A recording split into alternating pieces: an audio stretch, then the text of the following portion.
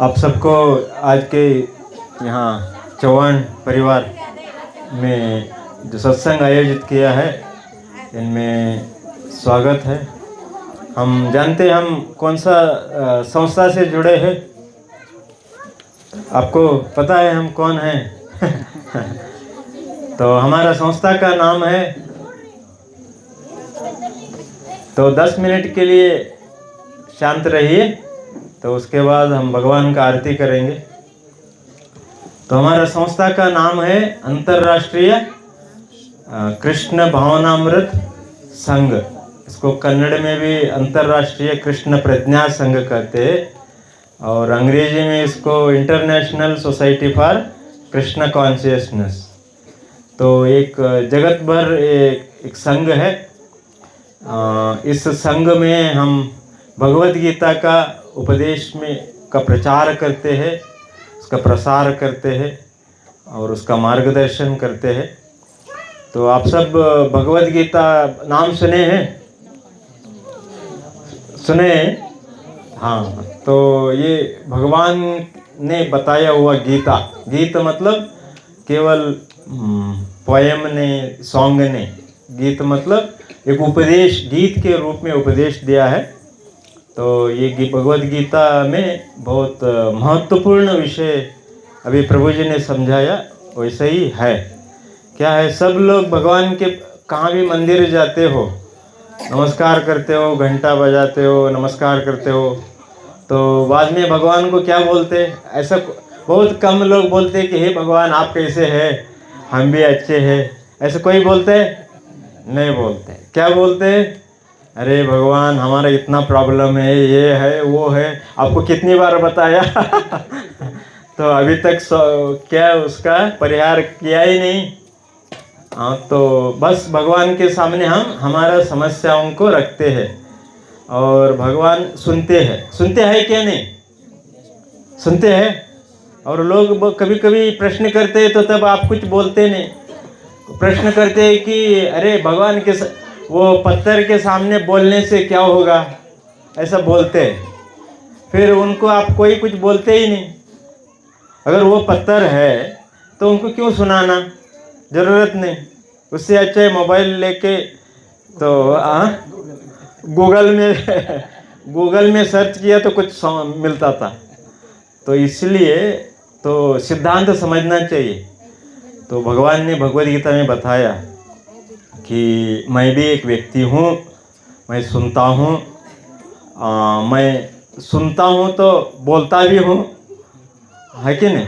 केवल ऐसा नहीं कि भगवान क्या है, गूंगे नहीं, बहरे तो नहीं इसलिए लोग सुनाते हैं, और गूंगे भी नहीं, बोलते भी है और खाते भी है। अभी भजन गाया आपने, क्या है? हाँ, कौन कहते हैं भगवान खाते नहीं? तो कैसे खिलाना चाहिए?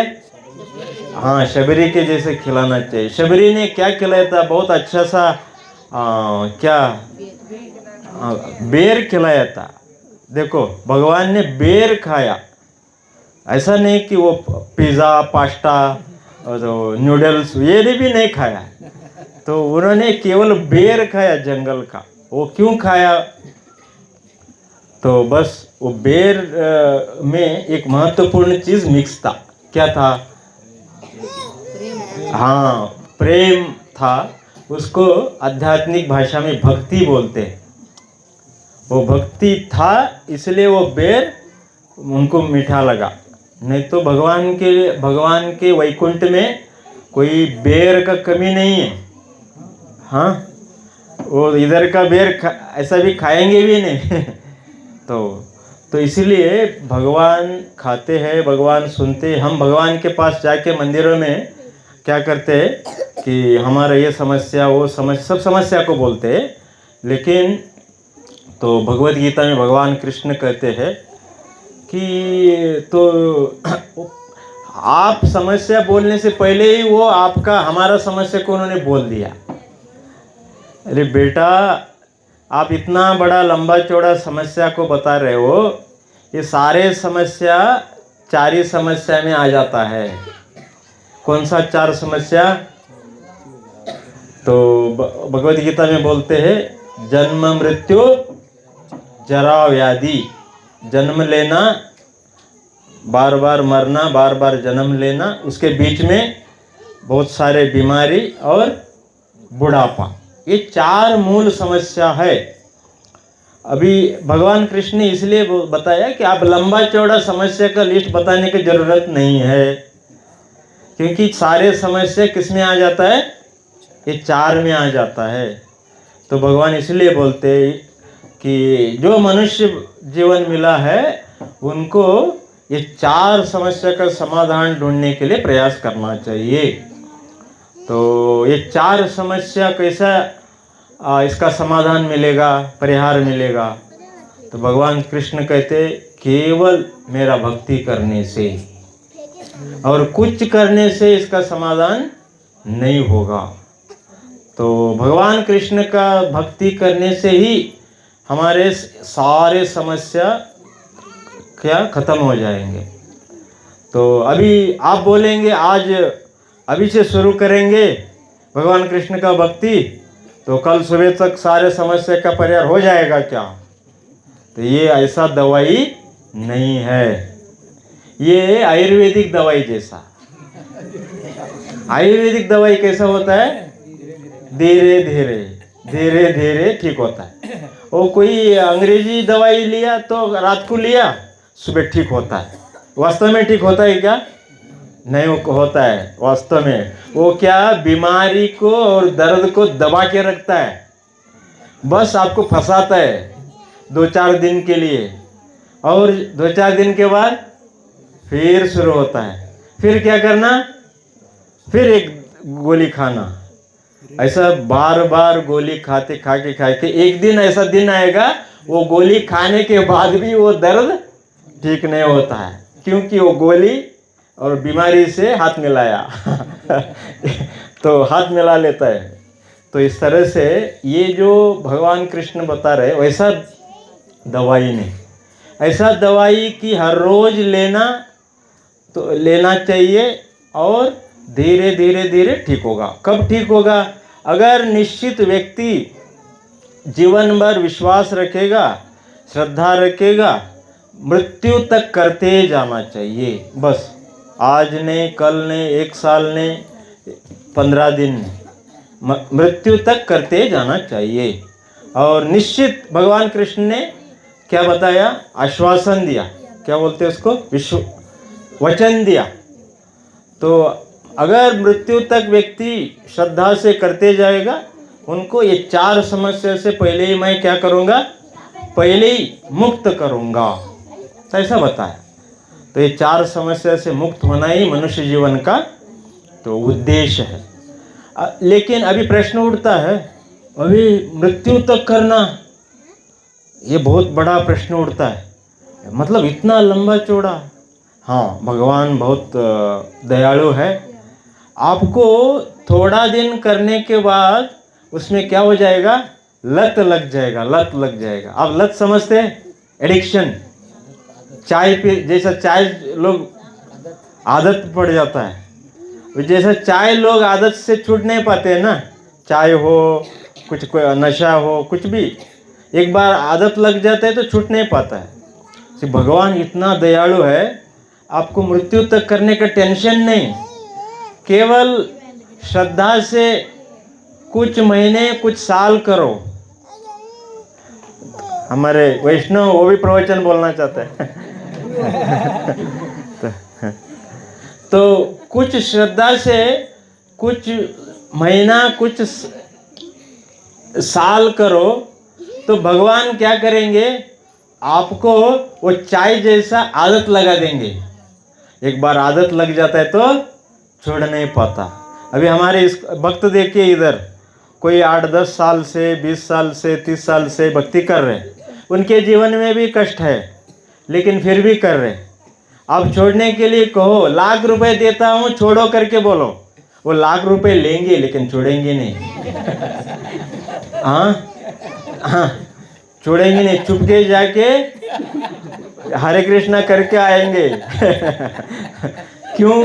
क्योंकि वो आदत लग गया, छोड़ नहीं पाता। क्योंकि भगवान का दया है, भगवान हमारे ऊपर ऐसा कृपा करता है। इसलिए इस मार्ग को अपनाइए, यही हमारे जीवन में शांति देगा, हाँ खुशी देगा, सब कुछ देगा।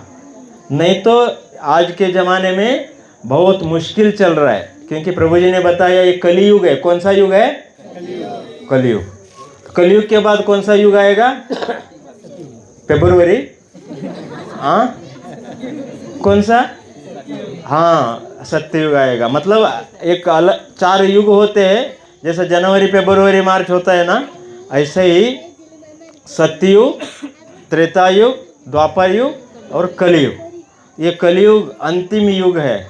और ये युग बहुत क्या है, अनफॉर्चुनेट क्या बोलते हिंदी में, दुर्भाग्यशाली युग है।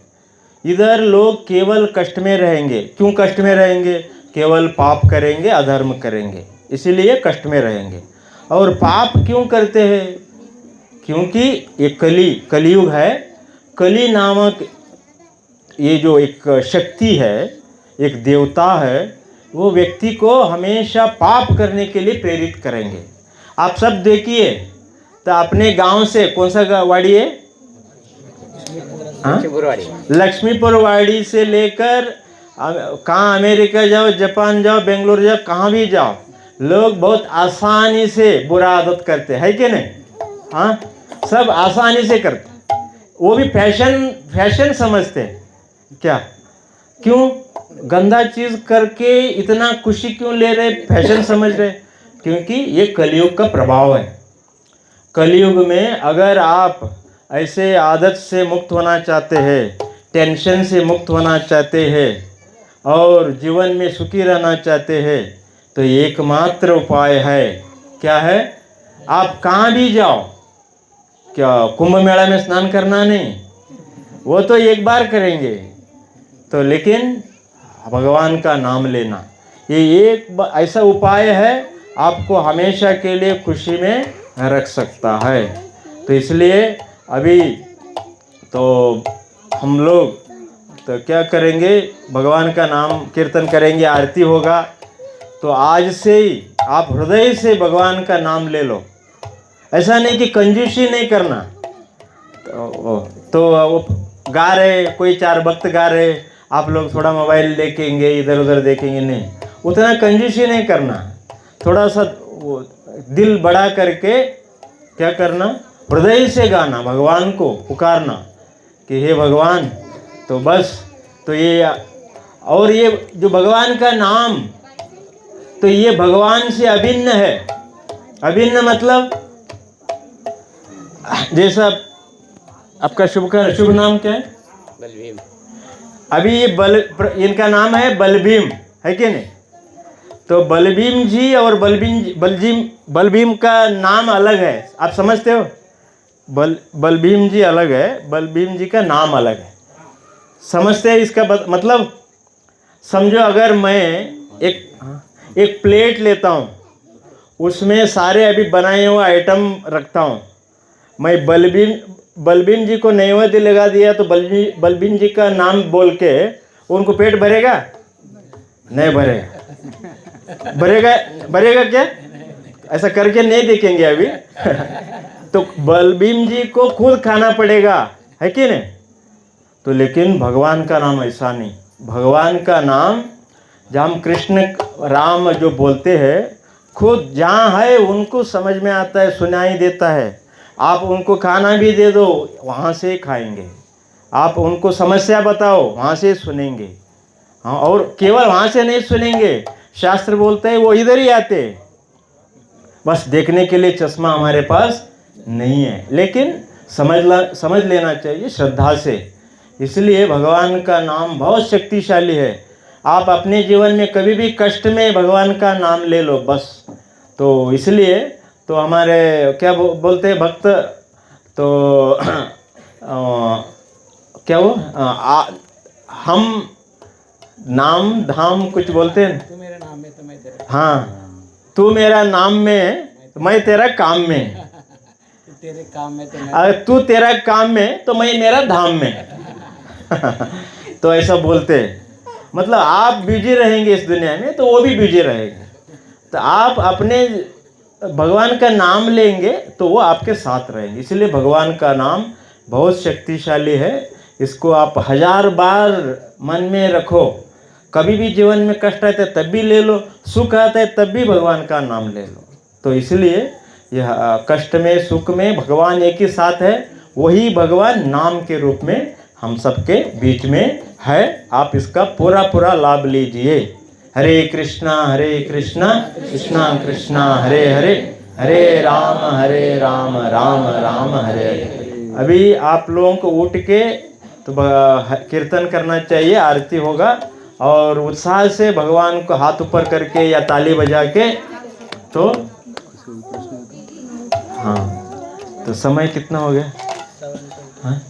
हाँ, तो एक 5 मिनट के लिए किसी का प्रश्न है, आध्यात्मिक प्रश्न, तो कुछ ऐसे विषय में, तो अभी तक हमने कुछ बताया उसके बारे में, या आपको अलग कुछ प्रश्न है तो 5 ही मिनट, क्योंकि उसके बाद आरती करना है सब। किसी का प्रश्न है तो तो प्रश्न, हमारे संस्था में एक परंपरा है, हम अगर किसी को आध्यात्मिक विषय में प्रश्न है तो पूछते हैं, और प्रश्न है तो इसका मतलब क्या है, कुछ तो समझ में आया करके, है कि नहीं? प्रश्न नहीं है तो इसका मतलब क्या है, एक दो मतलब होता है, एक बहुत सब कुछ समझ में आया, और दूसरा कुछ भी समझ में नहीं आया। तो इसलिए तो आपको कुछ प्रश्न है तो बताइए। हाँ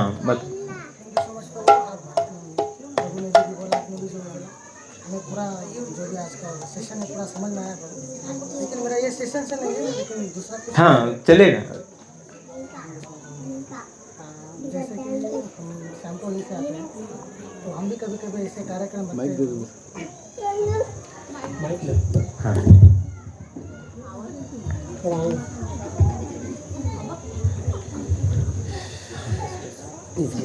हाँ हरे कृष्णा। थैंक यू प्रभु। तो मेरा एक छोटा सा सवाल था प्रभु, कि जैसे कि भगवान श्री कृष्ण भगवद गीता में बताते हैं कि अहम बीज पिता, यानी कि मैं सभी जीवों के पिता हूँ। तो फिर जैसे कि आज हम कलयुग में देखेंगे कि अलग अलग तरीके के रिलीजन है, तो अलग अलग तरीके के रिलीजन है, तो फिर दूसरे रिलीजन के लोग भगवान श्री कृष्ण की भक्ति क्यों नहीं तो करते हैं? जैसे कि जीसस क्राइस्ट बोलते हैं कि मैं भगवान का बेटा हूँ, जैसे कि अपने मुस्लिम धर्म में बोलते हैं कि मैं भगवान का मैसेंजर हूँ। तो फिर उनके धर्म के लोग हमारे सनातन धर्म को फॉलो क्यों नहीं करते हैं प्रभु? क्योंकि देखेंगे तो वो भी भगवान का बेटा ही है और वो भी भगवान का मैसेंजर ही है प्रभु। तो आज इस कलयुग में फिर वो लोग भगवान श्री कृष्ण की भक्ति क्यों नहीं करते हैं? क्योंकि स्वयं भगवद गीता में भगवान श्री कृष्ण बोल रहे हैं कि मैं सभी के पिता हूँ। तो प्रभु जी का प्रश्न है कि सब भगवद गीता में भगवान ने बताया कि मैं सबका पिता हूँ, और अन्य धर्मों में भी तो इस बात को मानते हैं, लेकिन वो भगवान का नाम अलग है उनके लिए। तो इसलिए उनका प्रश्न है। तो मेरा उत्तर ये है कि हर प्रामाणिक धर्म में तो उधर का भाषा अलग होता है, उधर का संस्कृति अलग होता है, उनका आध्यात्मिक ज्ञान समझने का स्तर भी अलग होता है। स्तर समझते हो? अभी फर्स्ट स्टैंडर्ड, LKG, UKG, हाँ फर्स्ट स्टैंडर्ड, सेकंड स्टैंडर्ड, ये सब होता है ना, तो अलग अलग होता है। तो भगवद गीता में जो बताया है ये किसके लिए? ये 10th स्टैंडर्ड के लिए लोगों की। किसके लिए? 10th स्टैंडर्ड के लिए, ऐसा प्रभुपाद बोलते हैं। हाँ, तो बाकी इसमें है वो किसी का 7th रहेगा, किसी का 8th रहेगा, किसी का फर्स्ट स्टैंडर्ड रहेगा, लेकिन सब धर्मों में यही बात बताया। तो इधर भगवद गीता में भगवान ने बताया मैं भगवान हूँ, और उनका नाम भी सब कुछ है, उल्लेख है, तो ये स्पष्ट है। तो इसलिए अन्य धर्मों में बताया, लेकिन उधर का समझने का उनका स्तर अलग है, भाषा अलग है, संस्कृति अलग है। ये तो भारत पुण्य भूमि है सारा पृथ्वी में। हाँ, तो हमारा क्या है, सीधा हम बोलते हैं, उधर क्या है घुमा फिरा के बताते हैं। घुमा फिरा के क्यों बोलना? क्योंकि सीधा बोलने से मानेंगे नहीं, तो इसलिए अलग अलग कारण है, लेकिन हर प्रामाणिक धर्म में ये स्पष्ट है भगवान एक ही है, उसका नाम अलग अलग होता है। जैसे अंग्रेजी में पानी को क्या कहते हैं? वाटर। तो है, अभी लंदन में जाके पानी देंगे तो कोई देगा नहीं, तो उधर क्या बोलना चाहिए? हाँ, प्लीज़ वाटर बोलना चाहिए। तो दुबई में जाके तो पानी के लिए अलग नाम है। इस तरह से नाम तो भगवान का अलग अलग होता है, लेकिन हर धर्म में तो यही, भले ही कुछ धर्मों में स्पष्ट रूप से नहीं, ऐसा क्यों नहीं? क्योंकि लोगों को समझने का अलग अलग स्तर होता है। तो ये मेरा विचार है। प्रभु जी कुछ वैज्ञानिक बात भी बताएंगे आपको।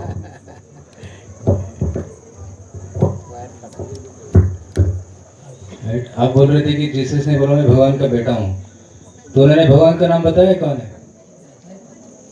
नहीं बताया ना। तो भगवान कृष्ण बोलते हैं मैं भगवान हूँ, जीसस बोलते हैं मैं भगवान का बेटा हूँ, कृष्ण बोलते हैं मैं भगवान हूँ, तो किसको फॉलो करना चाहिए? जीसस जिसको भगवान बोल रहे हो कौन है? कृष्ण ही है। तो श्रील प्रभुपाद जी बोलते थे कि जीसस जिसको पूजा करने के लिए बोल रहे हैं उनके धर्म में, फाइनली वो कृष्ण है। और वो लोग उसको क्राइस्ट बोलते हैं, क्राइस्ट क्रिस्त बोलते हैं, तो हम उसको कृष्णा बोलते हैं। तो कृष्ण से ही वो शब्द है क्राइस्ट, isn't it? तो अगर कोई कृष्ण की पूजा कर रहा है तो already is a better Christian तो सब कुछ फॉलो कर रहा है, isn't it? जैसे प्रभु जी ने अच्छा उदाहरण दिया है, first standard, second standard, 10th standard. अगर कोई 10th स्टैंडर्ड में है तो इसका मतलब है कि उसने first standard, second standard, 5th standard, 7th सब पार करके 10th स्टैंडर्ड में है। अगर कोई सनातन धर्म फॉलो कर रहा है तो वो सारा धर्म पार करके आ गया है, तो वापस जाने की जरूरत नहीं है, समझे? तो सब लोग जो है, सब धर्म जो है वो अलग अलग स्टैंडर्ड है। अब देखिए भगवत गीता सनातन धर्म का मुख्य बुक किताब किसको बोला गया था? अर्जुन। अर्जुन कौन थे? पांडव थे, राजा थे, सामान्य व्यक्ति नहीं, राजा को बोला गया ये भगवत गीता के ज्ञान, सनातन धर्म के ज्ञान। और गीता में भगवान बोलते हैं एवं परंपरा प्राप्तम एवं राजऋषि विदुः, ये राजऋषि लोग इसको पढ़ते थे, राजा लोग, नेता लोग, बड़े बड़े विद्वान लोग इसको पढ़ते थे। और गीता में भगवान बोलते हैं यज्ञात्वा नेह भूयो ने ज्ञातव्यम अवशिष्यते। और इसमें मैं सब कुछ बोल दिया हूँ, गीता पढ़ने के बाद और कुछ बचा नहीं रहेगा, समझने के लिए और कुछ बचा नहीं रहेगा। तो राजा को बोला था और सब कुछ बोल दिया, कुछ बचा नहीं। वही आप जीसस क्राइस्ट देखेंगे तो जीसस क्राइस्ट ने किसको प्रचार किया था? इजराइल के जो फिशरमैन थे, मछली पकड़ने वाले, उनको प्रचार किया। और उन्होंने 10 कमांडमेंट दिए, 10 कमांडमेंट्स ऑफ जीसस। तो वहां पे उन्होंने बताया इतना काफी आपके लिए, और बहुत कुछ बोलना है मुझे, मगर आप समझ नहीं सकते। वो कृष्ण के बारे में बोलना चाहते थे मगर लोग समझ नहीं सकते हैं, तो इसलिए उन्होंने बताया नहीं, उधर ही छोड़ दिया। आप अच्छा रहो, बगल वाले घर को लूटो मत, राइट, दूसरी स्त्री को शोषण मत करो, राइट, दो शैल नॉट किल, प्राणी की हिंसा मत करो, ऐसे बहुत सारे चीजें बताई। और गीता में और ऊंची चीजें बताई गई, सृष्टि के बारे में, त्रिगुणों के बारे में, कर्म के बारे में। आप देखिए कुरान, बाइबल, उसमें कर्म के बारे में कोई ज्यादा जानकारी है ही नहीं, आत्मा के बारे में ज्यादा जानकारी है नहीं, पुनर्जन्म के बारे में तो बहुत कम है मगर बहुत कम है। और वैकुंठ जगत के बारे में क्रिश्चियनिटी में बोला गया है कि you go to heaven, kingdom of God. और क्या है उधर, कैसे दिखता है, भगवान क्या है, उनको पता नहीं भगवान कैसे दिखते हैं। भगवान को दाढ़ी ला के बैठा देते हैं, आपने देखा है चर्च में दाढ़ी है और एक लकड़ी पकड़ के चेयर में बैठा है भगवान, बूढ़ा क्योंकि उनको पता नहीं भगवान कैसे दिखते हैं। मगर हमको पता है भगवान कैसे दिखते हैं। कैसे दिखते हैं? वेणुं क्वनन्तं अरविन्ददलायताक्षं बर्हावतं समसिताम्बुद सुन्दरांगं कंदर्पकोटिकमनीय विशेष शोभं गोविंदमादि पुरुषं तमहं भजामि। भगवान का सुंदर रूप का वर्णन है गीता में, उनका धाम का भी वर्णन है। न तद्भासेते सूर्यो न शशांको न पावकः यद्गत्वा न निवर्तन्ते तद्धाम परमं मम। मामुपेत्य पुनर्जन्म दुःखालयमशाश्वतं नाप्नुवन्ति महात्मानः संसिद्धिं परमांगतः। इसे बहुत सारे श्लोक गीता में इस आध्यात्मिक दुनिया का वर्णन करते हैं, मगर अन्य ग्रंथों में नहीं है ना। और कुरान को किसको समझाया गया था? रेगिस्तान में जो आदिवासी लोग थे उनको समझाया गया, है ना। रेगिस्तान के लोग, वो ज़्यादा पढ़े लिखे नहीं थे, है ना। और उसी तो आकाशवाणी सुना उन्होंने और उसको लिख दिया, वही बन गया और उसको फॉलो कर रहे हैं। और उसमें बहुत सारे दोष भी हैं, मगर सनातन धर्म जो है परफेक्ट है, संपूर्ण परफेक्ट नॉलेज है। मगर अभी क्या प्रॉब्लम है, हम लोग पढ़ते नहीं। कितने लोगों ने गीता पढ़ा है? हाथ खड़ा करो। 1 2 3 4 5 6 7 10% भी नहीं है। देखो, तो गीता नहीं पढ़ेंगे, अपना धर्म के बारे में नहीं पढ़ेंगे, तो कैसे विश्वास आएगा, कैसे क्या बोलते हैं इसको, गर्व आएगा कि हमारा ज्ञान बहुत ऊंचा है ना। We should be proud of our own culture. तो हम सबको पढ़ना चाहिए, समझना चाहिए। समझ में नहीं आए तो पूछना चाहिए, जिसने पढ़ा है उससे पूछना चाहिए, सीखना चाहिए, है ना। तब हम गर्वित होंगे कि हम हमारा सनातन धर्म श्रेष्ठ है। ठीक है, हरे कृष्ण। किसी और में माताओं की तरफ कोई प्रश्न है? एक प्रोजी आप बताइए। हाँ, जब हम तन मन से भगवान की सेवा करते हैं तो भगवान हम जब स्टार्टिंग में करते हैं तो बहुत इजी लगता है प्रभु जी, थोड़ा दिन जाते जाते वो थोड़ा कठिन लगता है प्रभु जी। तो तन मन से पूरा समर्पण करके सेवा करने के बाद तो भगवान हमको थोड़ा हेल्प करना चाहिए। ये मेरा प्रश्न था, ये क्यों नहीं होता? अच्छा प्रश्न। आप पूछ रहे कि पहले जब हम तन मन से सेवा करते हैं तो अच्छा लगता है, मगर बार बार करने लगे तो बार बार करने लगने से नहीं प्रभु जी, वो आगे आगे सेवा करने में आगे बढ़ाना चाहिए हमको। हाँ, क्यों नहीं? अच्छा, और सेवा करना है आपको, वो बढ़ नहीं पा रहा है। अच्छा, चलो तो बहुत अच्छा है। आप तन मन से सेवा कर रहे हैं तो अच्छा है। जितना हो सकता है उतना करते रहिए, राइट। भगवान और मौका देंगे, और वो जब मौका देंगे तो उसको स्वीकार कीजिए, है ना, और आगे बढ़ेगा। कई बहुत सारे रेस्पॉन्सिबिलिटी होते हैं, घर में काम होता है, बच्चों को देखना भी होता है, स्कूल होता है बच्चों का, राइट। जनरली सुबह का समय इसमें चले जाता है। कई माताओं को दोपहर को टाइम मिलता है, दोपहर को, राइट, लंच होने के बाद शाम तक, दोपहर को 1-1:30 बजे से लेके शाम को 5 बजे तक टाइम रहता है। तब आप अच्छे सेवा कर सकते हैं, पढ़ाई कर सकते हैं, जपा कर सकते हैं, और कुछ फूल माला बना सकते हैं, लेक्चर सुन सकते हैं, राइट। तो कुछ जगह पे क्या होता है, माता लोग दोपहर को आते हैं, साथ में बैठते हैं और भजन कीर्तन करते हैं, साथ में पढ़ाई करते हैं, भागवतम का चर्चा करते हैं। तो ऐसे कर सकते हैं। और हफ्ते में एक बार ऐसे सत्संग कार्यक्रम में आके शाम को सब गांव मिलके प्रोग्राम कर सकते हैं। तो इसलिए गृहस्थ जीवन में समय होता है और सीमित होता है। जो वहाँ बस रिटायर्ड हो जाएंगे, बच्चे बड़े हो जाएंगे, वो खुद खड़े हो गया पैरों पे, तब फ्री, और कुछ नहीं, 100% सर्विस, राइट। तो पहले 25 साल तो पढ़ाई में चला जाता है, और दूसरा 25 साल गृहस्थ जीवन में। जब बच्चे बड़ा हो जाएंगे और खुद के पैरों में खड़े हो जाएंगे तो आप 100% सेवा में लग सकते हैं, है ना। तो ये सिस्टम ऐसा ही है, ब्रह्मचारी, गृहस्थ, वानप्रस्थ। ठीक है, आप कुछ ऐड करना चाहते हैं? ठीक है, अभी कीर्तन होगा।